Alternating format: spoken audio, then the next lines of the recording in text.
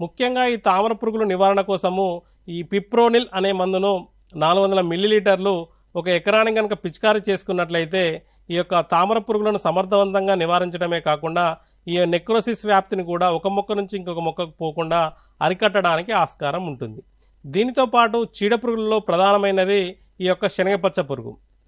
ఈ శనగపచ్చ పురుగు అనేది ముఖ్యంగా ఎప్పుడైతే ఈ యొక్క తల అభివృద్ధి చెందుతుందో అప్పుడు ఈ తలను ఆశించి అప్పుడే అభివృద్ధి చెందుతున్న గింజలను పూర్తిగా తినివేయడం వల్ల మనకు దిగుబడులు అనేటివి తగ్గడానికి ఆస్కారం ఉంటుంది. కావున తల ఎప్పుడైతే అభివృద్ధి చెందుతుందో అప్పుడు ఆ యొక్క తలలో ఈ యొక్క శనగపచ్చ పురుగు యొక్క లద్దె పురుగులు ఉన్నాయా లేదా గమనించి సస్యరక్షణ చర్యలు అనేటివి చేపట్టాలి. ముఖ్యంగా శనగపచ్చ పురుగు నివారణ కోసము రైతు సోదరులందరూ ఈ యొక్క పురుగు నివారణ కోసం సస్యరక్షణ మందుల్లో భాగంగా ఈ యొక్క క్లోరాంత్రానిప్రుల్ అనే మందును 60 మిల్లీలీటర్లు ఒక ఎకరానికి లేదా ఈ ఫ్లూ బెండియామైడ్ అనే మందును 40 మిల్లీలీటర్లు ఒక ఎకరానికి కనుక పిచికారీ చేసుకున్నట్లయితే ఈ యొక్క శనగపచ్చ పురుగును సమర్థవంతంగా నివారించుకోవచ్చు.